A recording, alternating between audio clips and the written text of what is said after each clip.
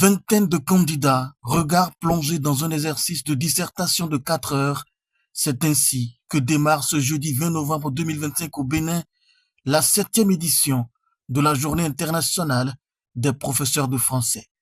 Et c'est l'Association des professeurs de français du Bénin qui est à l'initiative. Merci d'être là ce matin. Je pense que nous faisons le point. Au nom du président national qui vous a accueilli d'ailleurs au lieu d'hébergement, nous lançons le concours. Nous vous souhaitons bonne chance, il est déjà l'heure, et que le meilleur gagne. Merci. Au nombre des différentes activités prévues pour meubler cette journée qui met en valeur le rôle des professeurs de français dans la transmission linguistique, figure ce concours lancé dans les conditions réelles d'une compétition sérieuse. Sur l'épreuve unique, on peut lire « Or, aujourd'hui, dans quel état se situe l'éducation africaine ? L'éducation africaine est avec fierté eurocentrée. Les brillants enfants noirs d'Afrique grandissent avec le rêve secret de travailler en Occident. Le potentiel vainqueur sera celui qui, parmi tous ces professeurs de français en pleine réflexion, aura puisé dans toutes ses ressources pour commenter et discuter le propos de l'auteur daté à Tavitor Barnabé Akayi. Une fois le chronomètre arrêté au bout de 240 minutes, les candidats livrent leur première impression.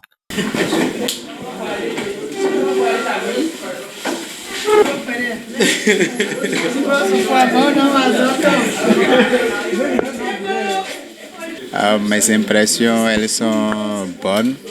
C'est vrai que c'est un sujet d'actualité qui parle notamment de l'éducation africaine.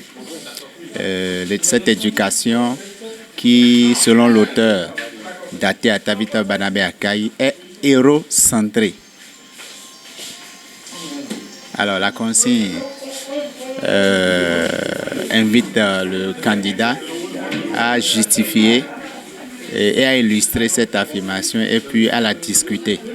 Mes sentiments, je dirais qu'ils sont meilleurs. C'est vrai, le sujet est un sujet de taille, mais j'ai fait de mon mieux. Justement, mon souhait, c'est de décrocher le premier prix.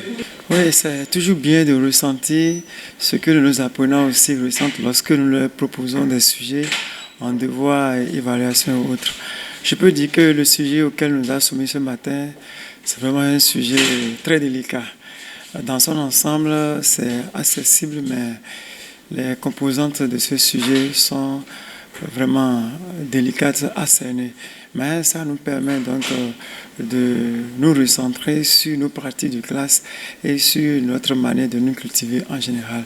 Je peux dire de manière plus globale que ce à quoi nous avons soumis, c'est quand même quelque chose d'actualité et qui nous force à nous cultiver davantage.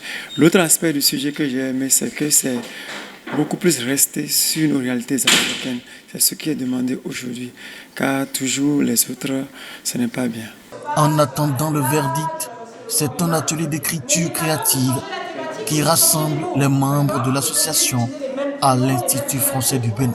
L'objectif d'un atelier d'écriture, comparé peut-être à un cours de français classique, c'est de sortir un petit peu de ce qu'on fait en classe habituellement, qui sont la rédaction, la dissertation, le nanana, et au contraire, exploiter d'autres chemins que permettent l'écriture pour notamment développer d'autres compétences, pour trouver l'activité plaisante, notamment la créativité. Elle consiste pour nous à vous proposer un mot qui existe ou pas, et il vous revient de nous proposer des définitions plausibles. De décomposer le mot. Et je crois que ça renvoie à la consommation des matériaux usés et reçus. La création.